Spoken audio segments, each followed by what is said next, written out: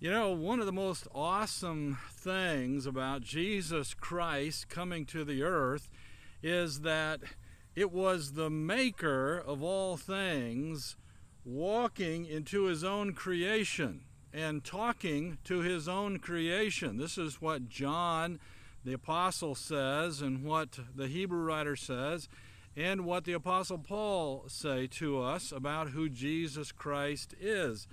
And so as we talk about growing spiritually, we need to remember what Jesus did when he came to the earth. He went to vineyards. He was standing in the middle of what he had created, and he was explaining spiritual truths to those that he had made, so that they would understand the principles of life, the things that were most important for their daily living. This is the power of what Jesus Christ brought to the world. He was bringing not only salvation, but bringing to you and I reality, the perspective that is required to live life properly. And only the maker of all things can tell you, can teach you how to live things properly, because he designed them a certain way. He designed you a certain way. So you have to pay attention to the principles that Jesus Christ is sharing. And so I want you to go to John chapter 15. And as I'm surrounded by these beautiful vineyards, I want you to think about what Jesus is saying. He's telling you a lot about himself, about the Father, about life. So I want you to just listen to part of this as I read this. He says, I am the true grapevine. Jesus Christ is standing in the middle of a vineyard, and he is saying, I am the true grapevine, the source of life, what brings fruit in life. Without Jesus Christ, there is no fruitful living. And my Father is the gardener.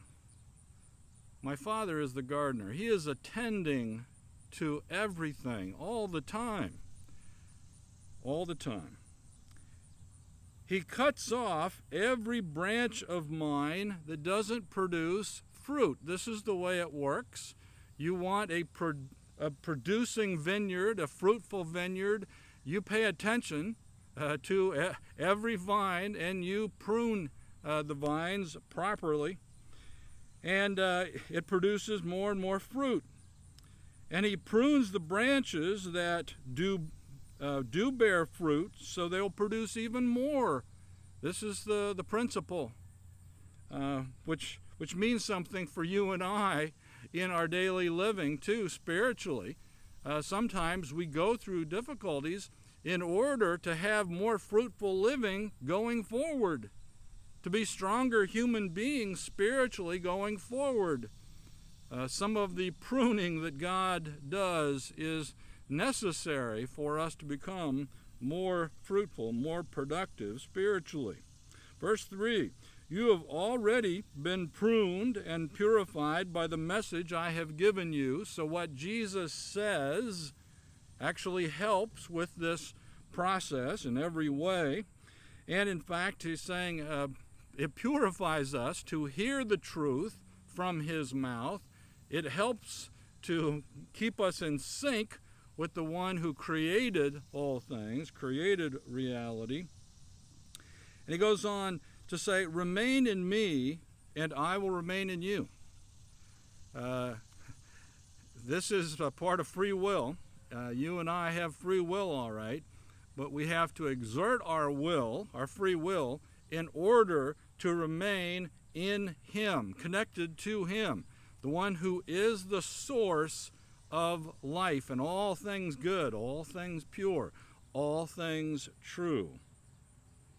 For a branch cannot produce fruit if it is severed from the vine. You cut yourself off from God, and you have no fruit in your life. You have no fruitfulness in your living. And that's why so many people end up totally empty, totally living without purpose, because they have done this. They have ignored the one who put them here. They're not listening to the one who made them. The branch cannot produce fruit if it's severed from the vine, and you cannot be fruitful unless you remain in me. Only by staying close to Jesus, listening to Jesus, staying attached to Jesus, only then will you and I have a productive, fruitful life. Yes, I am the vine, Jesus says. You are the branches. Those who remain in me, and I in them, will produce much fruit. There's no doubt about it. If you and I stay totally connected, walking closely with Him, listening to Him every day, we will have fruitful living. We will not be missing anything. For apart from me, you can do nothing. These words weigh a ton.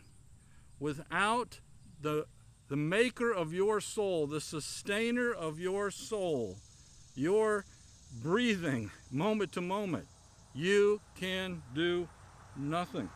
Anyone who does not remain in me is thrown away like a useless branch and withers. Jesus is being real. Such branches are gathered into a pile to be burned. This is the way it works. At any vineyard, this is the way it works. But if you remain in me and my words remain in you, you can't ignore what Jesus Christ is saying and listen to a bunch of other people and think you're going to have fruitful living. If my words remain in you, you may ask for anything you want, and it will be granted. He's not saying he's a genie. He's saying he is God, and he is paying attention, and he responds to those who are staying focused on him and listening to him and obeying him. When you produce much fruit, you are my true disciples. This brings great glory to my Father. I have loved you, even as the Father has loved me. Remain in my love. When you obey my commandments, you remain in my love, just as I obey my Father's commandments and remain in his love. I have told you these things so that you'll be filled with my joy. Yes, your joy will overflow. This is my commandment: love each other in the same way I have loved you. There's no greater love than to lay down one's life for one's friends. You are my friends if you do what I command. I no longer call you slaves, because a master doesn't confide in his slaves. Now you are my friends, since I have told you everything the Father told me. You didn't choose me, I chose you. I appointed you to go and produce lasting fruit, so that the Father will give you whatever you ask for, using my name. This is my command: love each other. This is a beautiful thing, and I hope that you're able to take this in, go back and read this again, continue to read in that chapter and beyond. And take in the words of Jesus Christ. Let them fill you and bring this overflowing joy and reassurance that only He can supply. God bless you today. We will see you next time. We don't know where we're going to be next time, so be looking for us. God bless you. Bye-bye.